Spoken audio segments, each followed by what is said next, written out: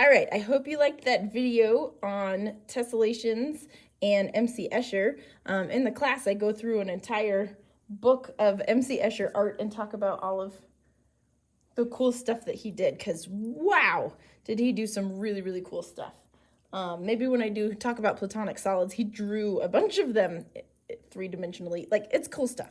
But I thought it would be fun to actually make our own tessellations. So if at home you can get a square of cardstock, works the best because it's a little bit stronger. And so this is just a 2x2 square of cardstock. Okay. And if you don't have that at home, it is what it is. See if you can just use a piece of paper and be careful. All right. So what we're going to do is we're going to just pick one side and we're going to make some sort of geometric shape that goes corner to corner. So something like this. That's going to be hard to cut out. And it's supposed to go to the corner. Come on, Sanford. Something like that. Okay. And then we're going to cut it out. Because, we need a sound effect while we go. How are you? Hope you're doing all right. Okay, cool. This kind of reminds me of Fluffy Little Clouds. Any of you watch Bob Ross? It's good stuff. Very calming and relaxing art. Cutting out. I don't know how to fast forward things, so I apologize for that. I'm just going to keep talking because that's what I do. Okay, almost done.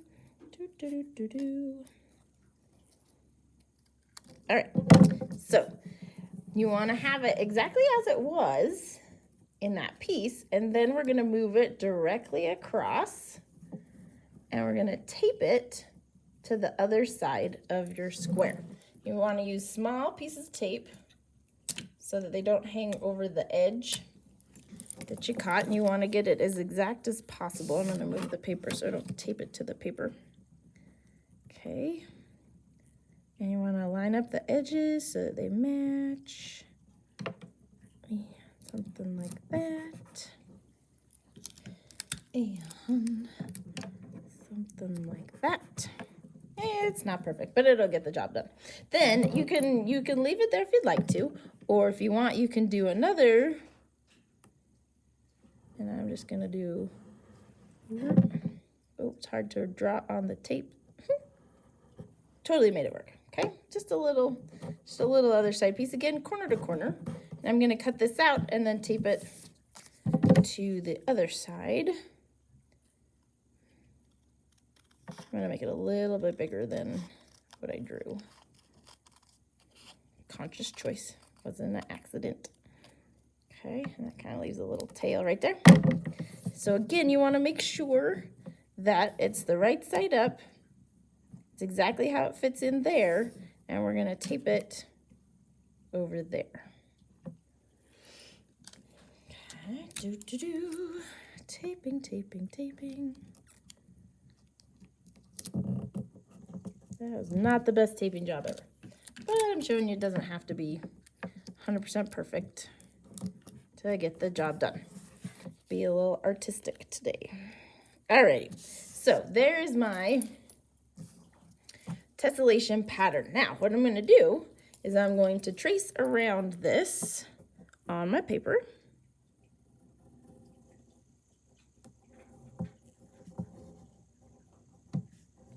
And the more interesting you make your cutouts, the more difficult it is to trace, but possibly the cooler it'll look. Or if you do something more simple, I'll show you what you can do to make that be totally fun. As soon as I get a couple of these traced out. Now, the cool thing about putting together your tessellation this way is that once you move it, it should fit like a puzzle piece in on itself. Okay, so there's that. And then this should fit right in there.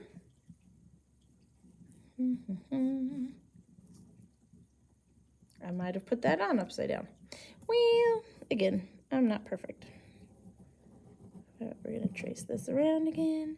And you should be able to, the idea with the tessellation is that it repeats, can go on forever, and it doesn't overlap, and it doesn't leave any holes.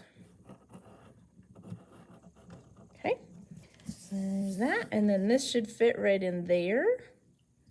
Perfect. And you can keep going. Here, I'll move this up. You can keep going, and it should fill your whole paper.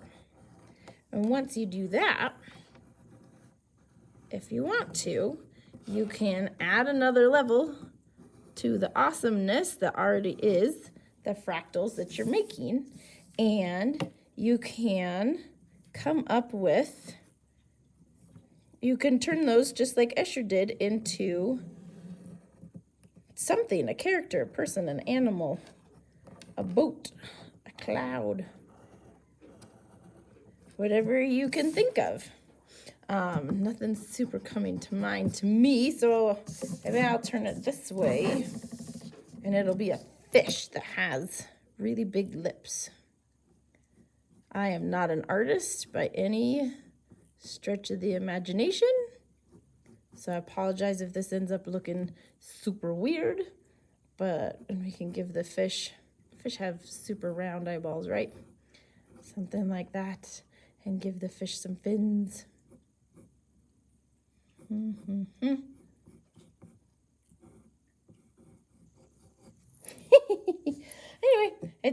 that's a scary looking fish, but you kind of get the idea. So you could make a whole bunch of fish, or yeah, whatever you want. You get to let your creativity kind of run with it. Okay, so that's how to make your own tessellation.